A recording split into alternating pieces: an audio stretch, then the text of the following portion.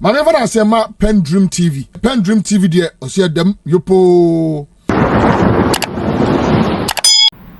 Beatrice has also come out sending early message to the Judicial Service and the NPP members, telling them that they will not tolerate any charlatans in our country this time around, and they are ready for anything, any propaganda they have set to destroy or to pollute the minds of the people. They are ready for them. And I want you to join me listening to what he said into detail. This station still remains PENDREAM TV, the only authentic source of political news in Ghana and on YouTube. Please don't mix out. Turn the notification bell on so that you'll be notified duly of any news that will hit the channel. And I urge my new subscribers to also turn the notification bell on. If you have not yet subscribed, please do so, because you have more in store coming your way and you cannot afford to lose or mix out. Thank you. Stay tuned. We'll be right back. Quite confused anyway. But let me turn to Beatrice on the general conduct of the elections. Sana, good morning to our cherished viewers. As always, I'm happy to be here. I also want to apologize for coming late, and as a young mother, sometimes I can have some family emergency, and I've been away the whole year from the kids. I think now they are blackmailing me. I feel very blackmailed. I think people are lying just to get me to stay home, but that's the price we get to pay. So my apologies to viewers. The results of the election presents me with a mixed feeling. I'm excited about change. We'll come to the results first, but Okay. we want to talk about the conduct of the elections. Yes. I'm talking about the conduct, Okay. but I'll come there. The results of the election excites me on one hand, but it also scares me because of how the elections were conducted. And so that brings me to the conduct of the election and the topic at hand. I think that we as NDC went into this election with the Electoral Commission having an expectation of one outcome and only one outcome alone. It appears to me that the referee that was supposed to conduct the election had no other expectation except that the NPP must win the election. And so this is reflected in the appointment of partisan people, as Comrade Kwesi Pratt has said, Dr. Epia Hene, and the rest on the committee. If you look and listen to the utterances of members of the commission, it tells you that somehow, by their own internal workings, and I can say that even with collaboration with the NPP, they expected that this election will not be free and fair. And that if ever it was free and fair, it must only be free and fair to the NPP. Let me start with the limited registration exercise.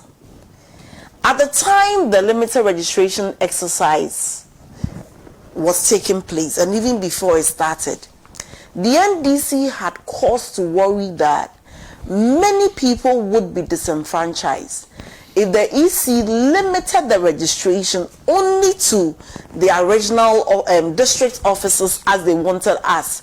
And if you look at the number of first-time voters that had to go through that ordeal to register, it appears that because the data suggested that the NDC was doing better among first-time voters, it was in the interest of the EC and the NPP not to get them to register.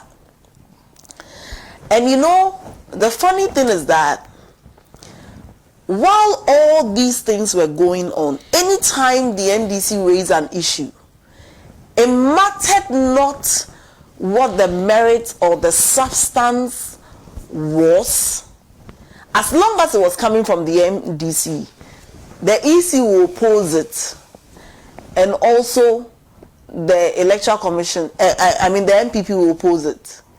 It doesn't matter. Even if we said that, oh, you know what, the colors of your officers, they shouldn't wear blue shirts. As long as NDC raised it, NPP and EC will have an issue, because then what is it that the NDC wanted to do? What is it that there should be something behind, so they will oppose it. Anytime the EC did something which had the potential to bite any political party that was in opposition, the NPP will come to the defense of the Electoral Commission. On many shows, I have asked whether the NPP communicators were official spokespersons of the Electoral Commission, because sometimes they will come and defend them only for the EC to make a U-turn and then mud in their faces. And so right from the registration, the limited registration, you could see that the EC had just one aim. The aim was to make sure that Bawumia became the president and nothing more. And it was just not what the EC was doing or not doing. It was also evidenced by the utterances of the president. I would not hand over power to somebody that I had beaten in an election before. I would not hand over power to somebody that was rejected by the Ghanaian people. I would not hand over power except to my own party, and I am bent on doing ABCD. You know, Nanado behaved as if, I was listening to Nana Ohininto saying that Nanado behaved as if he actually went to war. And in the course of he went to war with maybe Togo or Cote d'Ivoire over Ghana. And in the course of the war, he conquered, and so Ghana became his territory. So he ruled like a king.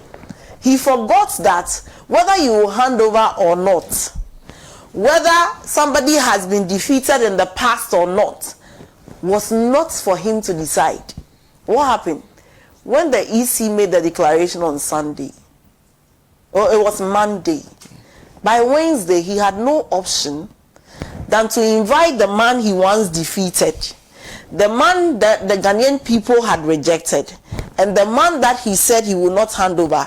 He had no option. The law compelled him that on the said Wednesday, I've heard a lot of people say that, oh, he has done very well by inviting. He had no option.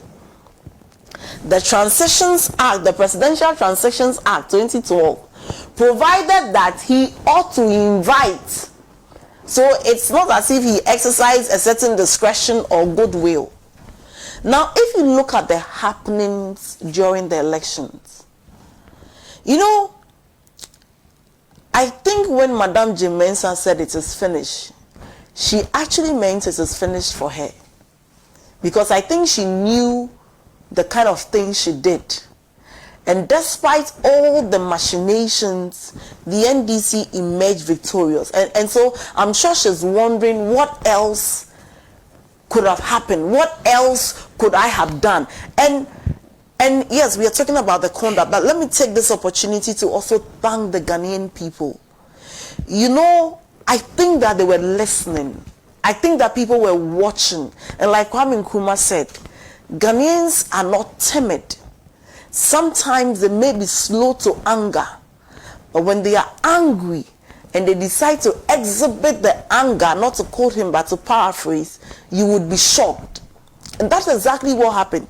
When we kept complaining about the conduct of the Electoral Commission, the conduct of the processes and the events leading up to the election, transferring votes of people from NDC stronghold and Pusiga and mixing them up to areas so that on the day of voting people cannot find their name, not being able to tell exactly where each transfer took place, and the juggling and the refusal to audit the voter register, and so many things that were happening before the elections, I think people made up their mind that with all the anger they can muster in themselves, they will vote against the NPP in ways that even the Electoral Commission would not be able to do anything about it. When we kept saying that the judiciary was biased, we kept saying that the Chief Justice was more interested in protecting an Akufo-Addo presidency at the peril of laid down judicial precedent that as private legal practitioners, as people who ply their trade in the court, we have known over the years, even in coup d'etat eras, Ghanaians were listening. So they said that we will give you a certain victory, that the NPP will be so shocked that they cannot even go to court. Because you see, the NPP's plan C in this election was that they had done a certain calculation that Ashanti region was going to give them and I have the document here.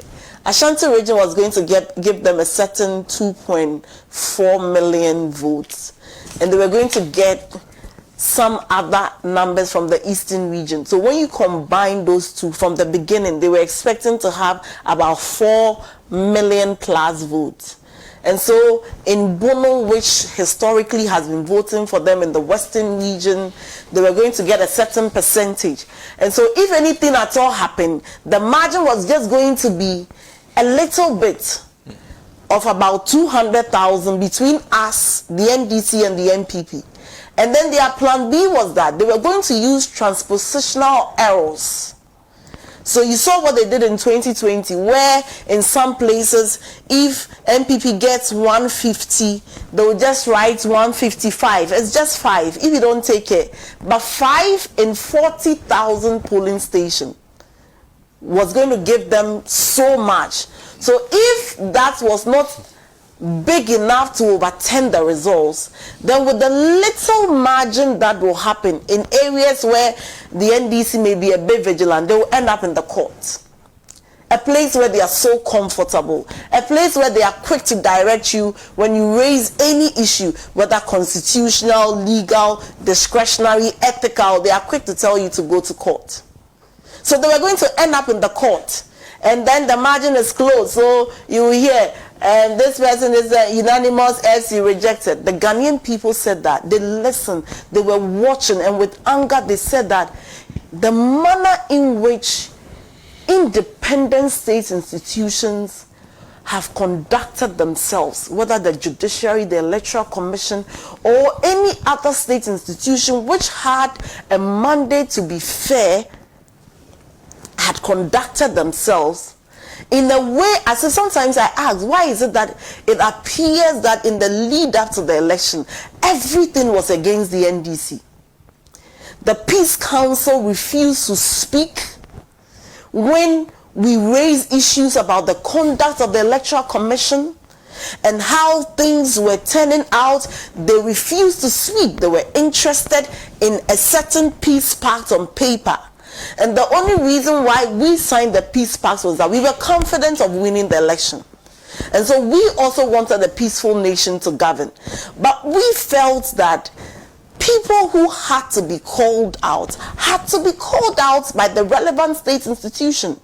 The Peace Council never said anything when the NDC audited the voter register and we detected some of these irregularities. Nothing was said. The Christian Council, we never heard them, but I want to salute the Catholic bishop. They actually, on issues of galamsey, on certain national issues, at least they spoke up, and the records will reflect that. But you had many institutions which said that they were the conscience of the people, who would come and call out the NDC, like the Ghana Bar, my own Ghana Bar Association, which people have issues with me when I criticize them. They've kept quiet. I want to say that the Ghana Bar Association should remain consistent, because if they find their voice, they will have to contend with me even as an individual. We will not tolerate charlatans, and we ought not to tolerate charlatans in our country. Those who did not find anything wrong with the removal of Charlotte Osei must not all of a sudden put on a new spectacle where they now would detect with microscopic eye wrongs which would not even exist. Because in the case of Charlotte Osei, this government, despite the vilification and everything, could not find a single evidence of misconduct in the conduct of the elections. Look at what is happening. The NDC has won a whooping, what many have described as a super majority, 188 seats. The law is that the returning officer is the one with the mandate to declare election results if it relates to parliamentary. So not even J. Mensah has the power to be a returning officer in parliamentary elections. She's only a returning officer in presidential election. And the law is that when an election is declared, the remedy of any agreed party is to challenge the declaration in court. So you realize that in 2020, when the Techiman South was not recollated well and they went ahead to declare, I remember vividly well Honorable Haruna Idrusu calling out the EC to say, recollate, because parties were not satisfied. Madam J. Mensah said that, and she was right, that when an election has been declared by a returning officer, she has no such authority, and not even any other person apart from the returning officer can either redeclare that the remedy of an aggrieved party was to go to court. And so they asked us to go to court in the Techiman South election, and we did go to court. Today, there are a lot of constituencies that returning officers have declared. Not even that the NPP challenged it, as we had in the case of Techiman South. They were not challenged. The agent signed, and the returning officers duly declared the election. Because the NDC has 2/3, and some way, somehow, J. Mensah has recovered from the shock a bit. You know, the most difficult periods in her life was between that Saturday and Monday. I think she's even a strong woman, because if I were an NDC electoral commission or commissioner, it would be very difficult for me to come out and declare. I probably will be crying even up to now. So for her to even wipe her tears and put on makeup and come and speak, albeit with a very shaky voice, and not seeing the figures well, at a point she was hoping NDC will get 6,000. So 6 million metamorphosed into 6,000. Because even 600,000 would have been pardonable. But 6,000, yeah. You know, she was not seeing the figures well. She was dazed. I'm sure she kept calling, hey, are you people sure? Hey, what is happening? Is it really coming? Did you check the pink sheets? Tells you that for her to come out and say, oh, there will be recollation, and you know the irony, the same constituencies that Afenyo Markin mentioned 2 days ago are the same constituencies that J. Mensah has come to say that will recollate. See, I know that there are stages of grief. First, it comes as a shock. They were there between last week Saturday till the Monday. Then it moves to pain. I'm sure they have been in the pain stage from Sunday through to Thursday. Now it's at the stage of denial. You know, the thing happens like something will change. In that stage, we've all been there before. They shouldn't worry, they'll be fine. We have been in opposition for 8 years. Ghana didn't bend. And so now they are at the denial stage. Hey, the people really have 2/3. Oh no, it can't be possible. Something can be done about their 2/3. So now the EC wants to use some means to recollate or recount, because I did monitoring of the election. And what the NPP and the EC had done was that they actually brought extra pink sheets. You know, the pink sheets are said that they are filled by the officer, the returning of the polling station, I think presiding officer at the polling station. Then when you finish, you give the political parties copies, so that what I have as NDC agent will be the same as what the NPP agent, the CPP and all the agents will have. Now what they did was that they brought an extra one, just in case they have to activate plan B, so that they can now rewrite new figures on new pink sheets. I said this election, we were vigilant beyond vigilance. We got the hint, and we told all our polling agents that they must either cancel the blank pink sheet, or you will fill every pink sheet and not leave the place with any blank pink sheet. I remember my polling station in Afienya, about 2 polling stations together. The EC officer said no, they will not. They have been instructed that they have to take the blank pink sheet to the collation center. And I said, you don't know the jokes you are joking here. Then nobody is sleeping. We all sleep here. Because by law, how do you hold a blank pink sheet? So if you go and check, and that is what happened in Okainkwe and Baba Sadek's constituency, Central, where the EC had different figures. And you could see clearly that even the handwriting were different from what the agents were holding.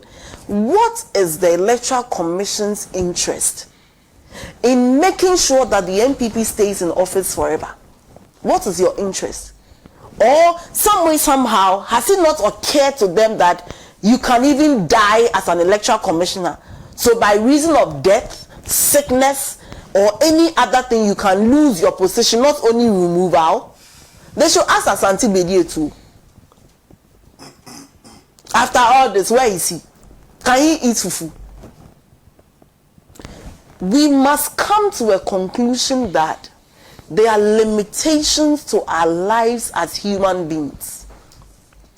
We must come to a certain understanding that positions, when given, cannot be our possession.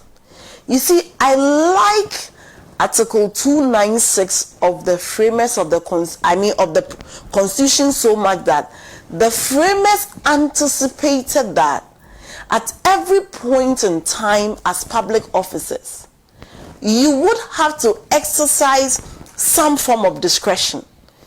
And the law says that when you have to exercise any discretion, you ought to be fair.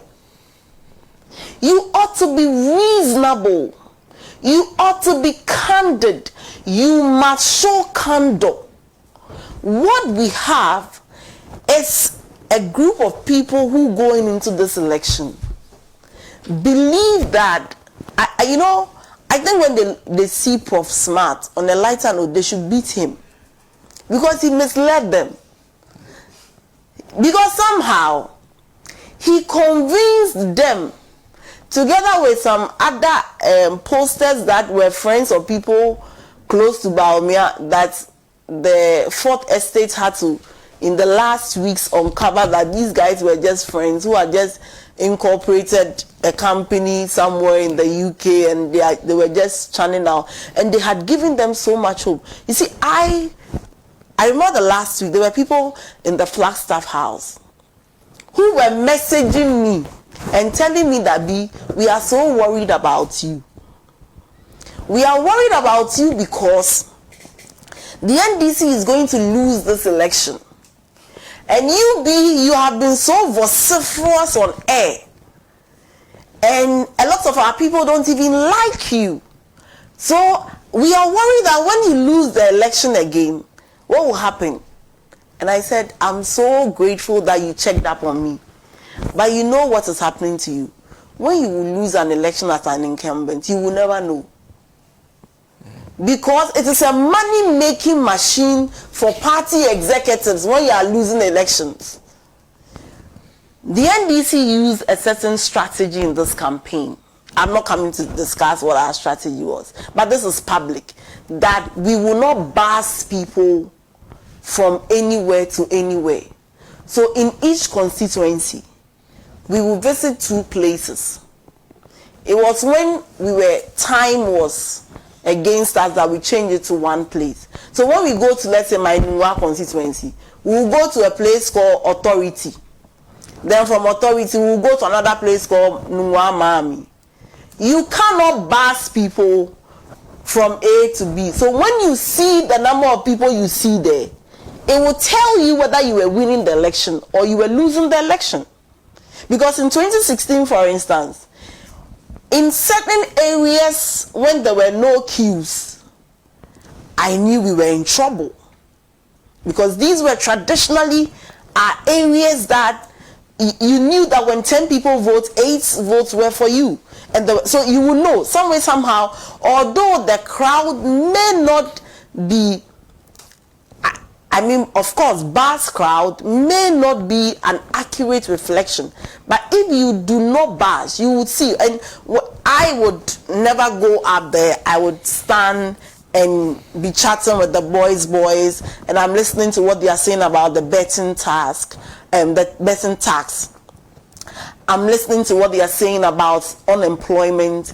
I'm listening to what the traders are saying about cost of living and all that. So it will give you a mood of what the people were going to. What they were doing to Baomia was that when they are going to Volta region, they used to call it Susu campaign.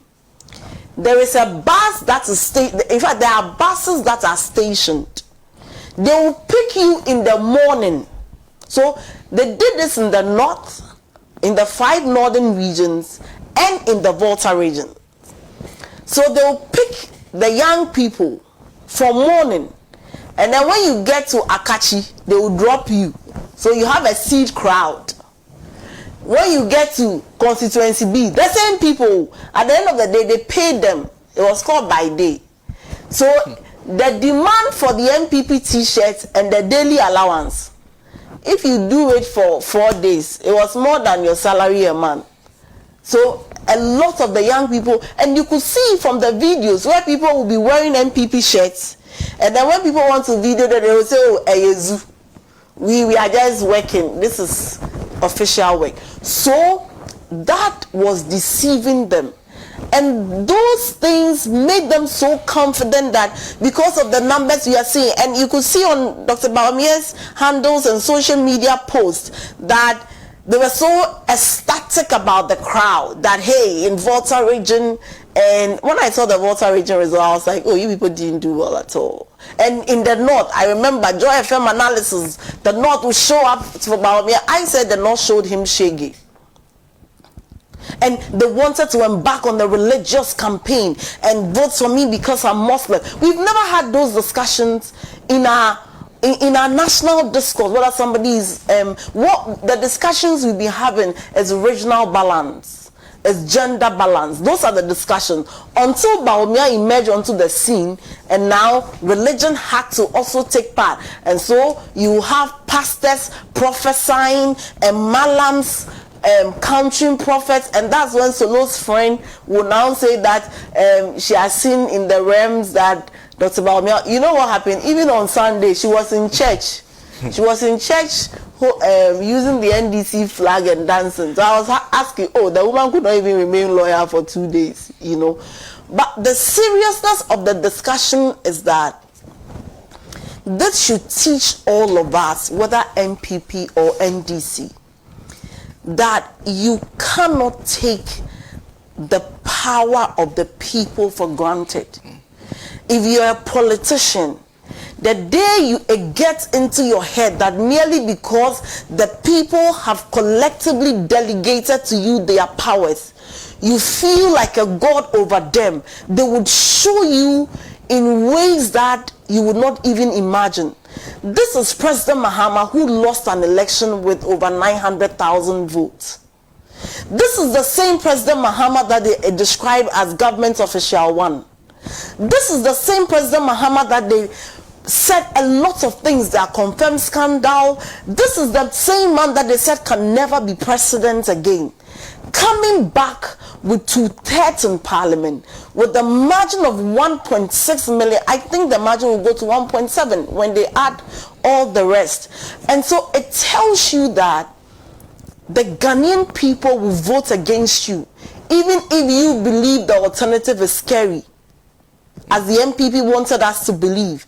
And I want to caution the people on our side that this is a goodwill to us, so that even when an electoral commission wants to conduct an unfair election, the vigilance of the citizens, I cannot end this submission without saluting our comrades who lost their lives.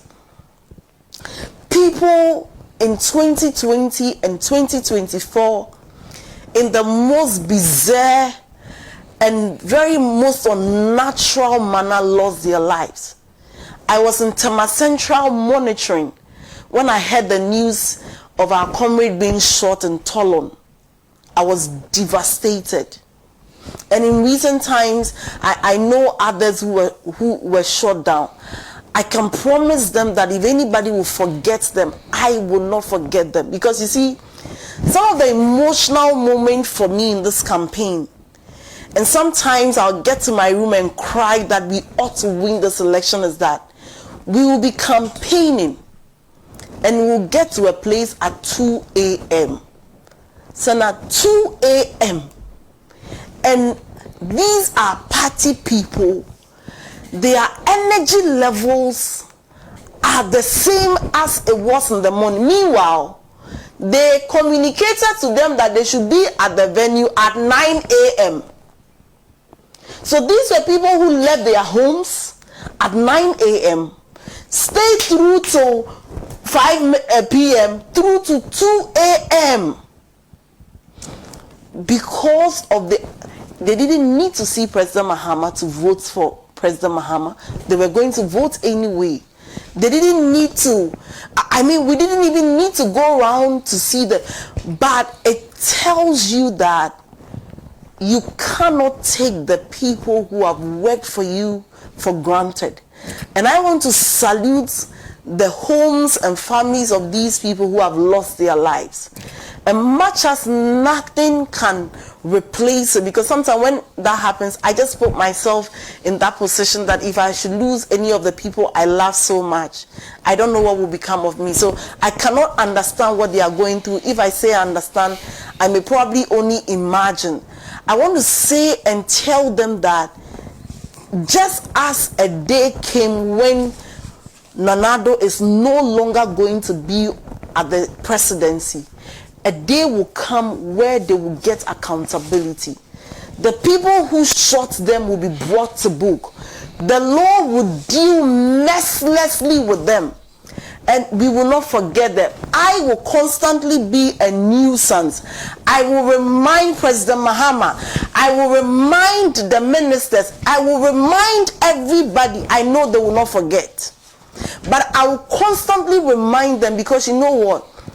Without the party base, the people who are real heroes, without the people who are tired, the floating voters who say that let these guys go, we would not be where we are. And I want to say that I salute them, we thank them.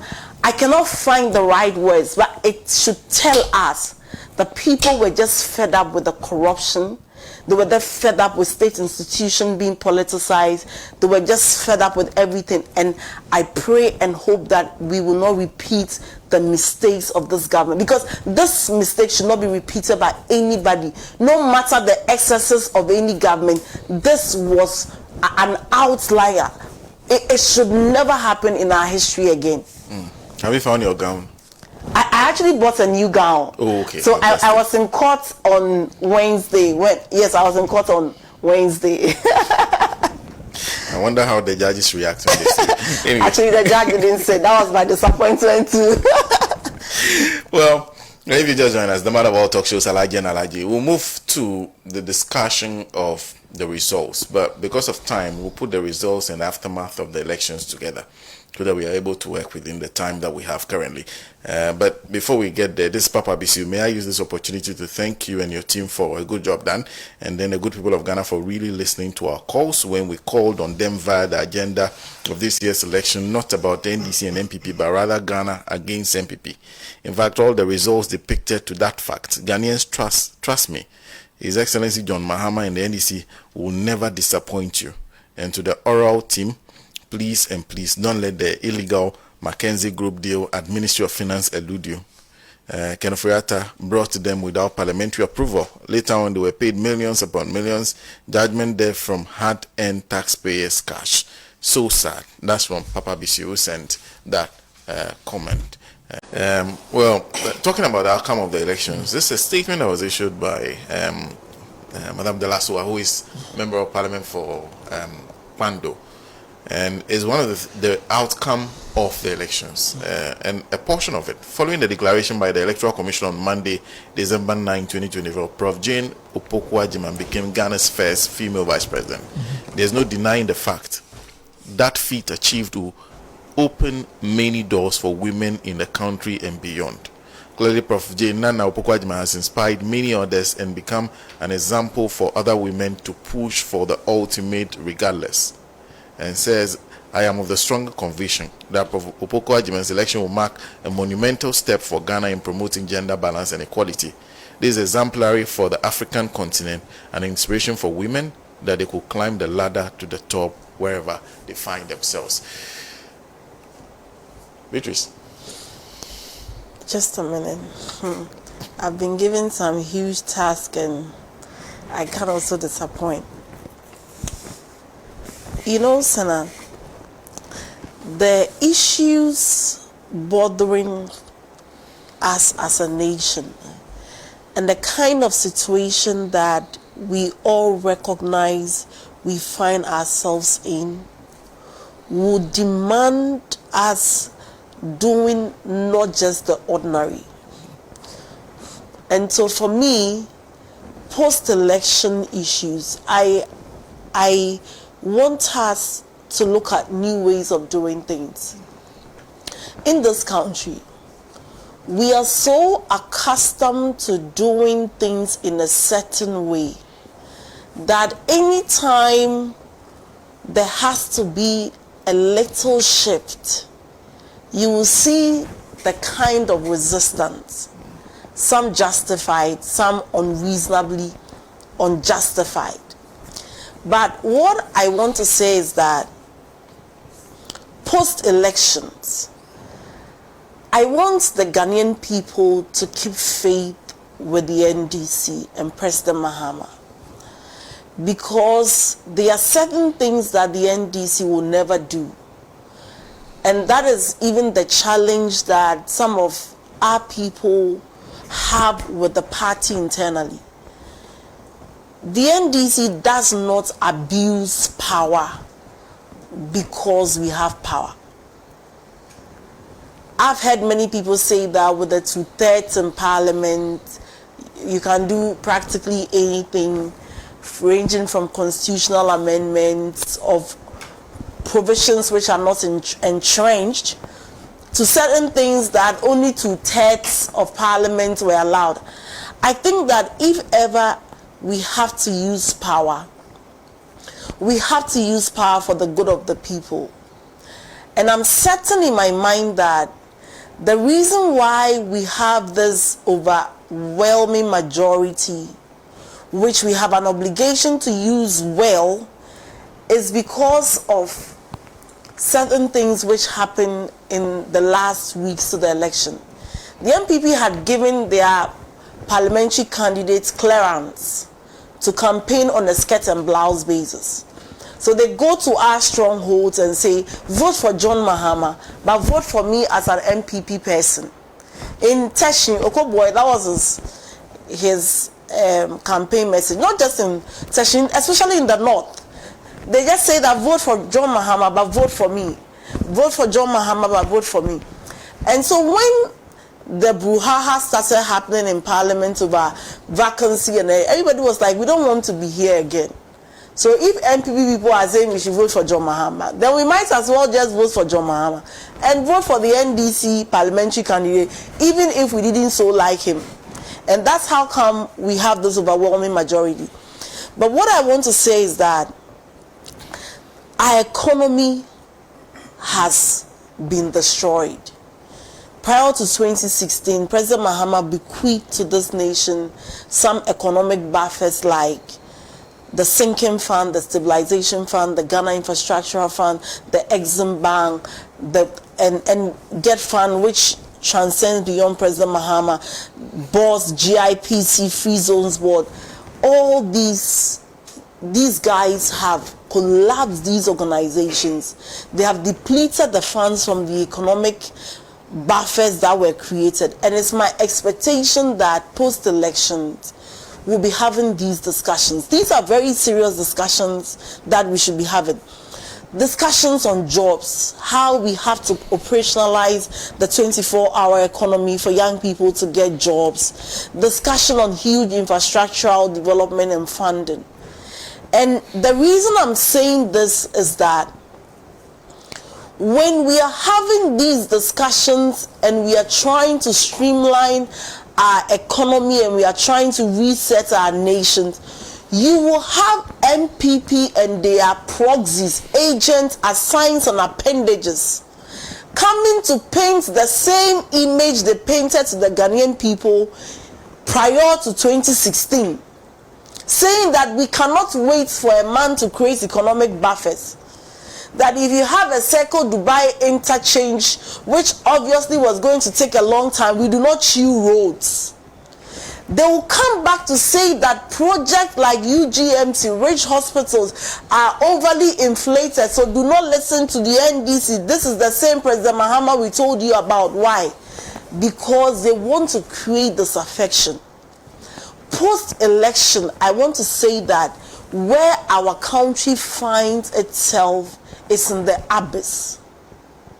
And in rebuilding the nation and building the Ghana we all want, we must begin to have frank conversations which may bring us maybe short-term discomforts, but long-term view.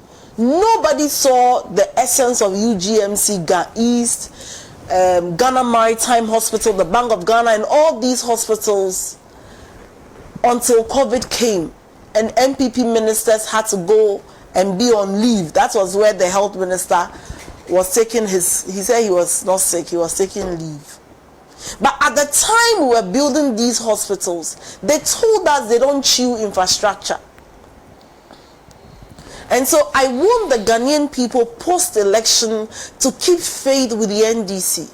At the time we were creating the economic buffers, at the time that we had these things with us, they said that why yetisikaso nenso accommodating. To wait, they knew that there were monies in these economic buffers. And so what did they do? When they came to deplete them, and they landed us in the most painful debt exchange because these guys over-borrowed and pensioners became the victims of their misgovernance. And so then again, if hard decisions are being taken to preserve some, to save some, you will hear these guys again trying to create disaffection. President Mahama has not been sworn in. I've seen their social media guys already attacking him. A man who is not a president. A man who just beat you people in an election with the 1.6 million gap.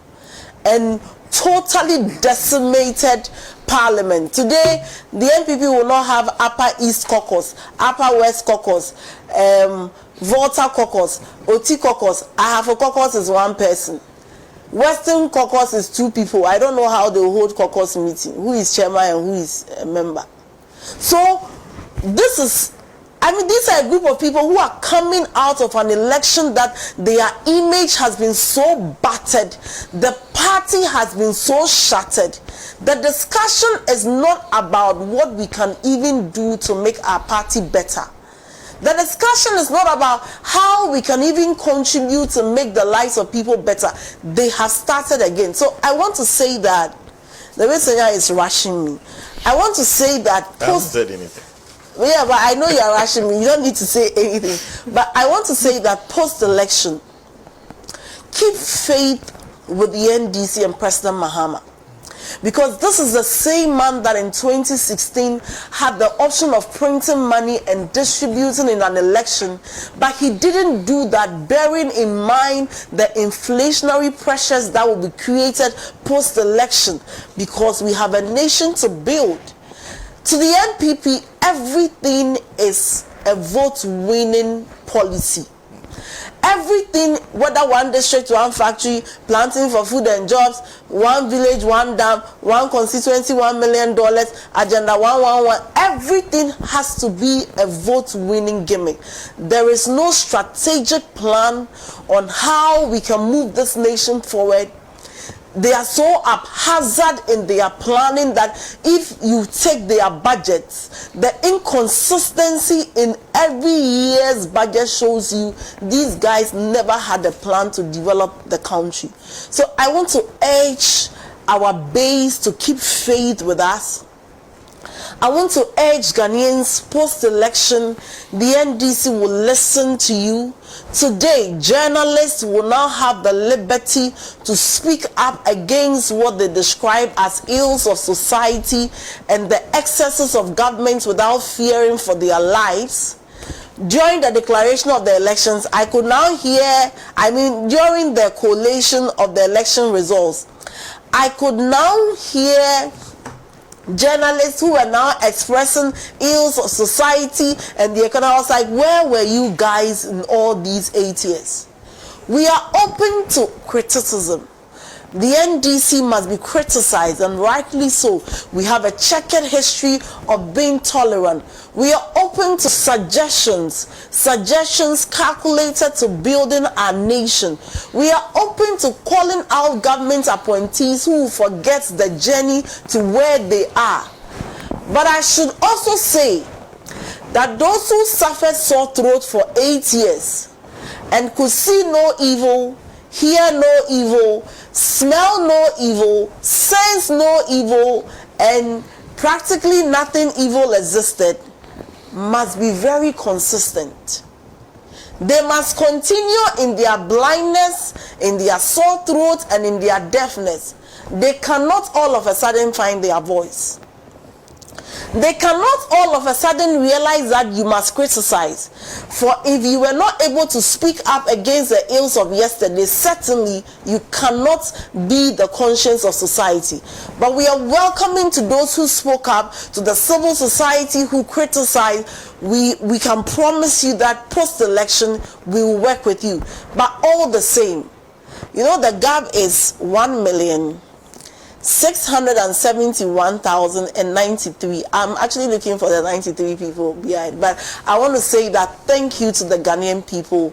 This is so gracious. This is so, I don't know the adjectives to use to describe it, and I think that it's so humbling that everybody, even before J. Mensah could do her shenanigans, Dr. Baumia realized that he has lost in the most abysmal manner. Nobody has lost this way before, and he came out to concede defeat. And then again, you can imagine if he had not conceded defeat, what J. Mensah would have been doing and how they would have plunged this country into a chaos.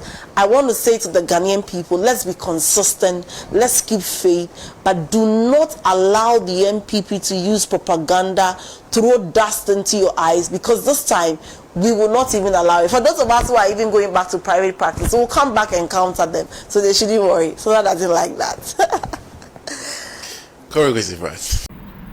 Once again, I say thank you to all our cherished viewers for staying tuned patiently for us. To our new members, I will urge you to subscribe to the channel, hit the notification bell for more updates, like and also share to other members to watch as well. You can also leave a comment after watching at the comment section. Please do subscribe because we have more in store coming your way. Stay tuned. Thank you. PENDREAM TV. Now, so far so good. say open online portal e Ghana nipa share nipa follow nipa comment here to my best of knowledge without any biases PENDREAM TV.